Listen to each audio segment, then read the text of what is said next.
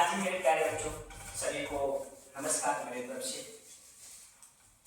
मेरे प्यारे बच्चों, देख रहे होंगे कि मैट्रिक के बच्चे लोग को जो क्लास 10 के बच्चे जो इस बार जो 10 में का जो एग्जाम देंगे 2026 में 17 फरवरी से जो आप लोग का एग्जाम जारी है, तो आज हमने सोचा कि चलो आज जो है हम सब्जेक्टिव जो है क्वेश्चन कुछ जो है संस्कृत का दे रहे हैं और आप लोग इस वीडियो को जो है अच्छे तरीका से पढ़ लीजिएगा, अच्छे तरह से पढ़ लीजिएगा ताकि 2026 में ये आपका क्वेश्चन इससे बहुत सारा लड़ेगा। मेरे प्यारे बच्चों, याद लीजिएगा कि एग्जाम दो सिटी में होता है, फर्स्ट पाली और सेकंड पाली, और दोनों पाली में ये संस्कृत का क्वेश्चन जो है आपका क्या करेगा, लड़ेगा। मेरे प्यारे बच्चों, ठीक है, देखेंगे यहाँ पे आपका ये जो क्वेश्चन है रहेगा, ऊपर में रहेगा लघु उत्तरीय प्रश्न। क्या रहेगा मेरे प्यारे बच्चों? लघु उत्तरीय प्रश्न रहेगा, ठीक है ना। अब यहाँ पर देखेंगे मेरे प्यारे बच्चों, पहला क्वेश्चन क्या कहता है। पहला क्वेश्चन कहता है भारतीय संस्कार पाठ के आधार पर ऋषियों की कल्पना का वर्णन करें। ऋषि मतलब जानते हैं, ऋषियों का मतलब होता है साधु संत, ठीक है ना। तो उनकी ऋषियों की कल्पना का वर्णन करना है मेरे प्यारे बच्चों। आंसर में उत्तर ऋषियों की कल्पना थी कि जीवन के प्रायः यानी जीवन के प्रायः सभी मुख्य अवसरों पर जो है वेद मंत्रों का पाठ, यानी वेद मंत्रों का पाठ, बड़े लोगों का आशीर्वाद लेना, हवन और परिवार के सदस्यों का क्या करना, हवन और परिवार के सदस्यों का सम्मेलन होना चाहिए। ऐसा करने से संस्कारों का क्या होता है, पालन होता है। ऐसा करने से क्या होता है मेरे प्यारे बच्चों, संस्कारों का पालन होता है। यही हमें भारतीय संस्कार पाठ के आधार पर ऋषियों की कल्पना मिलती है, ठीक है ना मेरे प्यारे बच्चों। अब देखिएगा क्वेश्चन नंबर 2, आपका क्वेश्चन नंबर 2 यहाँ स्क्रीन पे आ गया। क्वेश्चन नंबर 2 आपके स्क्रीन पर है मेरे प्यारे बच्चों। देखिएगा क्वेश्चन नंबर 2 कहता है, क्वेश्चन नंबर 2 है संस्कार कितने प्रकार के होते हैं। संस्कार कितने प्रकार के होते हैं और कौन कौन से होते हैं वो भी हमको पता करना है कि संस्कार कितने प्रकार के होते हैं और कौन कौन से संस्कार होते हैं। देखिए मेरे प्यारे बच्चों, संस्कार जो होता है वह 16 प्रकार के होते हैं। कितने प्रकार के होते हैं? 16 प्रकार के होते हैं। संस्कार 16 प्रकार के होते हैं। इन 16 संस्कारों को जो है मुख्य जो है 5 प्रकारों में बांटा गया है। संस्कार कितने प्रकार के होते हैं? अगर आपको ऑब्जेक्टिव में क्वेश्चन लिखा रहेगा कि संस्कार कितने प्रकार के होते हैं, तो संस्कार 16 प्रकार के होते हैं। आप देखिएगा इन 16 संस्कार को जो है मुख्य 5 प्रकारों में बांटा गया। अब बताया गया है कि 3 जन्म से पूर्व वाले संस्कार, यानी 3 जन्म से पूर्व, पूर्व का मतलब पीछे वाले संस्कार। उसके बाद बोल रहा है कि 6 शैशव संस्कार। उसके बाद बोल रहा है कि 5 शिक्षा संबंधी संस्कार और 1 विवाह के रूप में गृहस्थ संस्कार तथा 1 मृत्यु के बाद अंत्योष्टि संस्कार। यानी यही मिलाकर के कुल मिलाकर के कितना संस्कार है, तो यही मिला के कुल जो है वह 16 संस्कार है। देखिए पहला 3 संस्कार ये हो गया, 6 संस्कार ये हो गया, 3 और 6 9 संस्कार, 9 5 14 संस्कार, 1 15 संस्कार और 1 16 संस्कार। अगर आपसे पूछा जाए कि कितने संस्कार कितने प्रकार के होते हैं, तो संस्कार 16 प्रकार के होते हैं।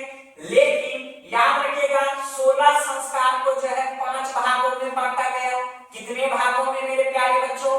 5 भागों में। कौन कौन 5 भाग है? एक भाग में आपका आएगा 3 जन्म से पूर्व वाले संस्कार, दूसरा होगा 6 शैशव संस्कार, तीसरा 5 शिक्षा संबंधी संस्कार, चौथा 1 विवाह के रूप में गृहस्थ संस्कार। जब किसी का विवाह होता है तो अपने घर में गृहस्थ जमाने के लिए करता है, और लास्ट में एक मृत्यु के बाद अंत्योष्टि संस्कार, यानी जब मर जाता है उसके बाद जो होता है वह दाह संस्कार, भोज भात, यही मेरा जो है संस्कार कितने होते हैं, यही संस्कार जो होता है प्यारे बच्चों 16 संस्कार होते हैं। कितने संस्कार? 16 संस्कार। चलिए अब क्वेश्चन नंबर मेरे प्यारे बच्चों, क्वेश्चन नंबर आते हैं हम लोग 3 पे।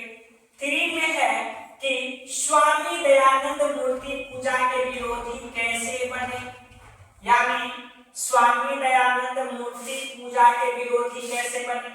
तो यहाँ पे आंसर दिया कि आर्य समाज की स्थापना, आर्य समाज की स्थापना स्वामी दयानंद सरस्वती ने 1885 ईस्वी में मुंबई नगर में की थी। कहाँ किया था? मुंबई नगर में। आर्य समाज जो है वैदिक धर्म और सत्य के प्रचार पर बल देता था। किस पर बल देता था? आर्य समाज जो है वैदिक धर्म पे और सत्य के प्रचार पर बल देता था। यह संस्था मूर्ति पूजा का विरोध करती थी, ठीक है ना।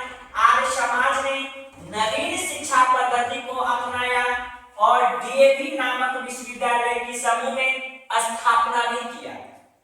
कहां?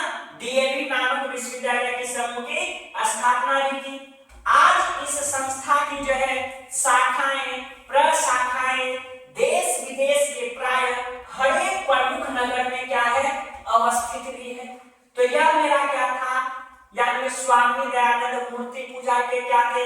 विरोधी कैसे बने। तो इसीलिए इनका जो था वह इस संस्था को मूर्ति पूजा का क्या करता था? विरोध भी करता था। किस किस पर? वैदिक धर्म पर और सत्य के प्रचार के बल पर। अब देखिए मेरे प्यारे बच्चों, क्वेश्चन नंबर 4 क्या कहता है? और शांति के मूल कारण क्या क्या है? और शांति का मतलब आप समझ लोगे, शांति का मतलब एकदम प्रेम था, और शांति का मतलब ये होता है कि घर में कोई शांति पूर्वक नहीं रहता है, घर विलय मचा रहता है, ठीक है ना। तो यहाँ पूछा जा रहा है कि और शांति के मूल कारण क्या क्या है। ध्यान दीजिएगा आंसर में।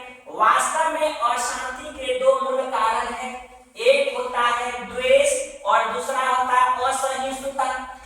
कौन कौन चीज होता है? याद रखिएगा कि अशांति के 2 मूल कारण हैं। पहला है द्वेष और दूसरा क्या है मेरे प्यारे बच्चों? असहिष्णुता है, ठीक है ना।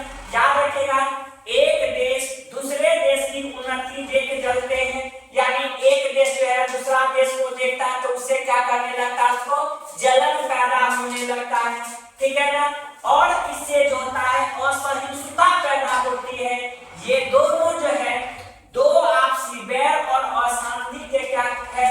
मुख्य कारण है, मूल कारण भी है, ठीक है ना। तो ध्यान में रखिएगा, अगर आपसे क्वेश्चन पूछा जाए कि अशांति के जो है मूल कारण क्या क्या है, तो अशांति के मेरे प्यारे बच्चों 2 मूल कारण हैं। एक का नाम तो पता है द्वेष और दूसरा का नाम क्या है? असहिष्णुता, ठीक है ना। एक बार हम इस क्वेश्चन को और रिपीट करते हैं। अगर आपसे पूछा जाए कि अशांति के मूल कारण क्या क्या है, तो वास्तव में अशांति के 2 मूल कारण हैं। पहला होता है द्वेष और दूसरा होता है असहिष्णुता, ठीक है ना। ध्यान दीजिएगा, आप लोग यहाँ पर लिखा हुआ है कि एक देश दूसरे देश की उन्नति को देखकर क्या करते हैं? जलते हैं, और इससे जो होता है वह क्या होता है? असहिष्णुता पैदा होती है। ये दोनों जो है 2 आपसी बैर और अशांति के क्या है मेरे प्यारे बच्चों? मूल कारण है। चलिए क्वेश्चन नंबर मेरे प्यारे बच्चों ध्यान दीजिएगा, क्वेश्चन नंबर 5 क्या कहता है? विश्व शांति के लिए हमें क्या करना चाहिए, यानी विश्व शांति के लिए हमें क्या करना चाहिए। याद रखिए, यहाँ पर लिखा हुआ है क्या?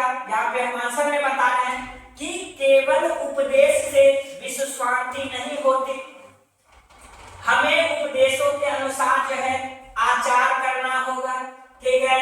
हम लोग जानते हैं कि क्रिया के बिना अर्थात व्यवहार के बिना, ज्ञान के बिना, ठीक है, भाव स्वरूप है। कभी भी वैर से शांत नहीं होता है।